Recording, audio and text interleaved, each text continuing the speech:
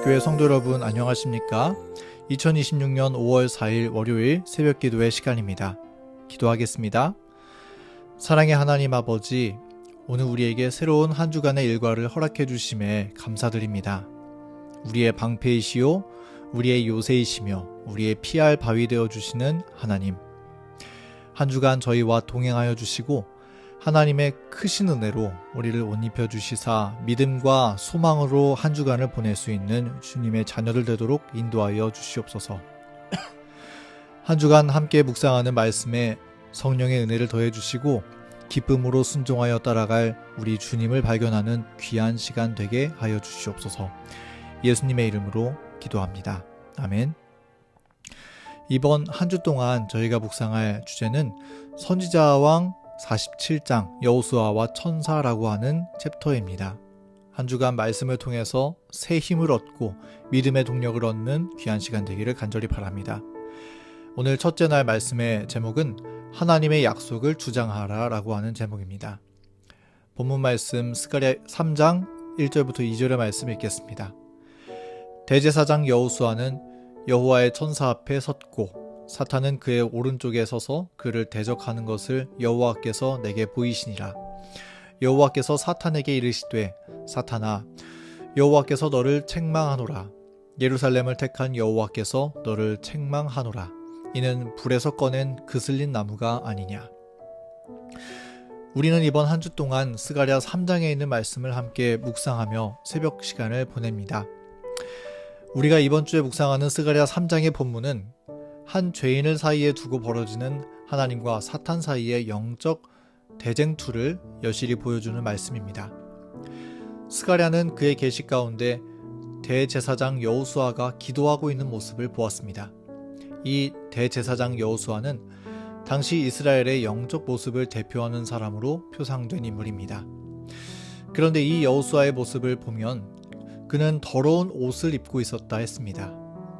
이 더러운 옷은 성경 이사야 64장 6절의 말씀으로 보면 인간의 의, 즉 썩어 없어지고 마는 생명력 없고 보잘것없는 인간의 의를 의미합니다. 그는 죄악의 허물을 입고 하나님 앞에 기도하고 있는 것입니다. 그런데 이 계시 가운데 보면 이 대제사장 여호수아 곁에 사단이 서 있다 했습니다. 성경은 사탄이 그의 우편에 서서 그를 대적하고 있었다 말하는데 선지자 왕은 이 장면을 이렇게 설명하고 있습니다. 선지자 왕 583페이지입니다. 여호수아가 하나님의 약속들이 성취되기를 위하여 간구할 때에 사단은 일어나서 대담하게도 그를 저항하였다. 사단은 이스라엘이 하나님의 은총을 회복할 수 없는 이유로서 그들의 범죄를 지적하였다. 사단은 그들을 자기의 사로잡은 것이라고 주장하고 그들은 자기 수중에 들어가야 할 것이라고 요구한다. 증언의 말씀은 사단이 기도하는 여호수아를 저항했다, 즉 그를 막았다고 표현합니다. 사단은 그가 입고 있는 더러운 옷, 곧 그의 죄악의 목록들을 지적하면서 그가 하나님 앞에 기도할 자격이 없으며 하나님도 그를 받아주어서는 안 된다고 주장합니다. 그는 죄인이며 그렇기 때문에 이 사람은 하나님의 종이 아니라 나의 포로이며 하나님의 은혜를 베풀 자격이 없는 자라고 이야기하는 것입니다. 이렇게 하는 사단의 목적은 여호수아를 낙담시키고 그의 기도를 멈추게 하는 것입니다. 그렇게 함으로써 그가 하나님의 은혜를 구하는 대신에 죄악 속에서 멸망의 길을 걸어가게 하는 것이 사단이 품고 있는 계획이었던 것입니다. 그런데 이 말씀 속에서 대제사장 여호수아는 간구하기를 멈추지 않았습니다. 사단은 그로 하여금 낙담하여 기도를 멈추게 하고자 했지만 그러나 하나님의 은혜를 간구하는 여호수아의 기도는 꺾이지 않았습니다. 이 스가랴의 계시를 보면 여호수아는 사단이 하는 참소의 말들을 분명 들었을 것입니다. 그의 더러운 옷을 지적하면서 그의 지었던 죄를 열거하면서 그는 은혜 받을 자격이 없다고 큰 소리로 참소하는 사단의 음성을 그는 분명 들었을 것입니다. 왜냐하면 여호수아가 기도할 때 사단은 그의 우편에 서 있었기 때문입니다. 그리고 만약 그랬다면 그 이야기를 듣고 여호수아의 마음은 위축되고 움츠러들었을 수 있었을 것입니다. 두려움과 괴로움에 시달릴 수 있었을 것입니다. 그러나 여호수아는 끝까지 하나님의 은혜를 바라보며 주님 앞에 간구하기를 멈추지 않았습니다. 이러한 장면 속에 여호수아의 믿음이 나타나 보인 것입니다. 사단의 참소 앞에서도 대제사장 여호수아는 어떻게 믿음이 꺾이지 않을 수 있었을까요?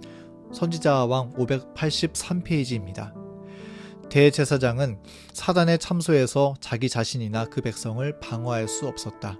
그는 이스라엘이 죄가 없다고 주장하지 아니한다. 그가 그들의 대표자로 백성의 죄악들을 상징하는 더러운 옷을 입고 그 천사 앞에 서서 그들의 죄를 자복한다. 그리고 그는 그들의 회개와 겸비를 지적하면서 죄를 용서하시는 구주의 자비에 의지한다. 믿음으로 그는 하나님의 약속들을 주장한다. 여호수아는 그의 죄를 바라보는 대신에 하나님의 약속을 바라보았기 때문에 사단의 음성에 움츠러들기보다는 하나님의 용서와 하나님의 자비하심을 의지하였고, 그리고 그것을 내 것으로 주장하였기 때문에 그는 여전히 기도할 수 있었습니다. 사실 여호수아에게 그대는 하나님의 은혜를 받을 자격이 없다 말하던 그 사단의 주장은 아주 논리적이고 웅변적으로 들렸을 것입니다. 그가 주장하는 말에 틀린 말은 하나 없었을 것입니다. 왜냐하면 그 죄의 목록은 거짓이 아니라 실제였기 때문입니다. 그러나 대제사장 여호수아는 그 죄를 변명하려 하지 않았습니다. 그는 죄를 감추려 하거나 없던 일로 여겨달라 말하지 않았습니다. 그는 그렇게 하는 대신에 하나님은 미쁘시고 의로우사 우리의 죄를 사하시며 우리를 모든 불의에서 깨끗하게 해주시마 말씀하신 하나님의 약속을 주신 분이심을 바라보았습니다. 그는 사단의 웅변에 대꾸하는 대신에 자비롭고 은혜롭고 노하기를 더디하시며 인자와 긍휼이 많다 하신 하나님의 품성을 바라보았습니다. 하나님께 나아가면 우리 죄가 주홍 같을지라도 눈과 같이 희어질 것이며 진홍같이 붉을지라도 양털같이 휘게 되리라 하신 하나님의 약속을 믿음으로 의지하였던 것입니다. 그는 우리의 죄를 사하시마 하신 하나님의 약속을 주장하였기 때문에, 그리고 우리의 죄를 깊은 바다에 던지우시며 안개처럼 사라지게 하시겠다 말씀하신 하나님의 분명한 약속을 나의 것으로 주장하였기 때문에 담대함으로 여전히 하나님 앞에 기도할 수 있었던 것입니다. 그리고 그가 그렇게 할 때 하나님도 그를 구원해 주실 수 있었습니다. 그렇게 끊임없이 기도하는 여호수아를 향하여 하나님은 이렇게 말씀하십니다. 여호와께서 사단에게 이르시되 사단아 여호와께서 너를 책망하노라. 예루살렘을 택한 여호와께서 너를 책망하노라. 이는 불에서 꺼낸 그슬린 나무가 아니냐. 이 말씀 가운데 하나님은 여호수아를 참소하는 사단을 책망하면서 당신 자신을 소개하시기를 나는 예루살렘을 택한 여호와라 말씀하십니다. 이 말씀은 그는 내가 택한 나의 소유이다라고 여호수아를 향하여 말씀하고 계셨다는 것입니다. 끊임없이 주님의 자비하심을 의지하면서 하나님의 약속을 주장하는 여호수아를 향하여 하나님은 말씀하시기를 그는 내 피로 산 내 소유라고 주장해 주시는 것입니다. 그렇기 때문에 하나님의 눈에는 더러운 옷도 중요하지 않은 것입니다. 아무리 불에서 꺼낸 그슬린 나무와 같은 형편으로 그가 서 있었다 할지라도 하나님의 눈에 그러한 형편은 중요하지 않았던 것입니다. 하나님의 눈에는 기도하는 여호수아는 다만 당신의 피값으로 산 내 소유, 내 보물, 내 사랑으로 보일 뿐이었습니다. 그래서 하나님은 사단을 책망하고 물리치시면서 그의 더러운 옷을 벗기고 아름다운 옷으로 입히심으로 구원을 선언하셨던 것입니다. 사랑하는 성도 여러분, 오늘 이 말씀에는 우리에게 믿음의 담대함을 얻게 해주는 귀한 은혜가 담겨 있습니다. 우리가 죄를 범할 때 우리는 때때로 기도하고자 하는 마음을 잊어버리고는 합니다.